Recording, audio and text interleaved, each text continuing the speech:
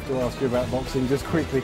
You had some fights planned last year. There's one as well this year as well. You had to cancel. You've had various different injury problems. Then rumours of retirement came out as well. Just set the record straight for now. As of today, where are you? As of today, you know, I had a few injuries. Obviously, last year, you know, had to pull out of 3 fights, 3 consecutive fights. I've never had to do anything like that. I damaged my hand. I've got a big cut over my eye. I had a big shoulder surgery a couple of months back. So, you know, in terms of luck, I had a bit of bad luck with the boxing side of things. But I'm doing a rehab on my arm. You know, depending on how I recover from that is dependent on the future. Tiger Woods finished third in his debut in Abu Dhabi last year and returns in 2013, determined to start his season with a win.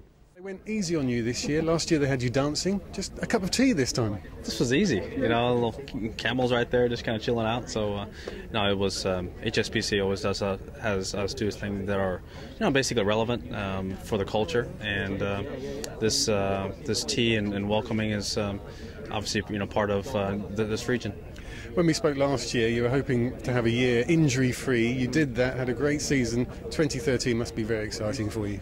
Yeah, you know, I only had one little, you know, withdrawal there at Doral last year, but other than that, it was my first full season since like 06 or 07. So it was, it's been a long time since I actually played a full year, and to me, I'm excited for that. I'm excited the fact that I was able to train and play the entire year, and really excited about this year. Dubai Sports City for the launch of the brand new Spanish soccer schools, and I'll be speaking to Real Madrid legend Michel Salgado after the break. Stay with Emirates News. Do you ever have to pinch yourself when you see your name up against those kind of names every now and then? It's amazing. I've been looking at the stage and at all the list of the players and all the pictures that have been posted there on that wall. It's amazing to see myself with them, and you know, it makes me love this sport even more. And at the Ibn Battuta Gate Hotel, they are all ready for kickoff at the European Championships, but we'll be getting a unique insight into what's ahead from big Ron Atkinson himself. Stay with Emirates News. I heard you met 2 of them. I did, yes, today. Rory McIlroy, spoke to him today. He's been coming here for years. And Phil Mickelson, big American star. He hasn't been for a few years. He's back, and anything can happen when he's on the course. Having guys like Phil here as well to play against adds a little bit of spice for you as well. Keep your eye on what he's doing. Yeah, no, it's every year they produce quality fields here, which is great. You know, good competitive start to the season. Guys like Phil, Henrik Stenson, Sergio Garcia's here. You know, I think there's 5 guys in the top 10 in the world that are here this week. Plus, you know, a whole host of other European Tour players that are hungry and want to come out, you know, and start the season strongly. So it's always a good competitive start to the year, and I think that's one of the reasons why the guys, you know, want to come back here and play. A nice bit of golf club twirling earlier on today.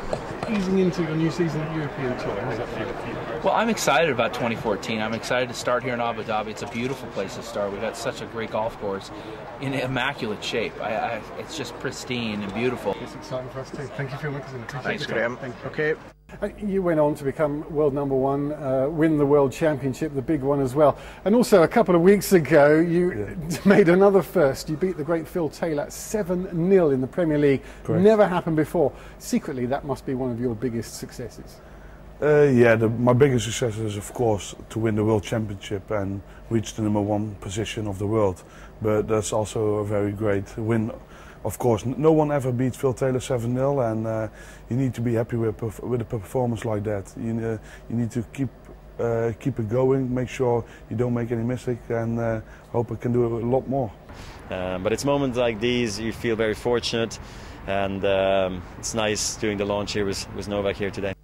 And a little preview here. This is the brand new ball for the European Championships, just been unveiled today, and we're lucky enough to get our hands on one. It's called the Tango 12, and all nations competing next summer will receive 30 of these tomorrow morning to practice with for the 6 months until the championships. There you go, there's the new ball. What do you think of it, Emil? Yeah, I mean, there was a lot of trouble with the last World Cup ball, so I'm hoping this will please the players a bit more than that one. I think it should. It's very light as well. Brilliant. You should see a lot of goals with that one. Yeah.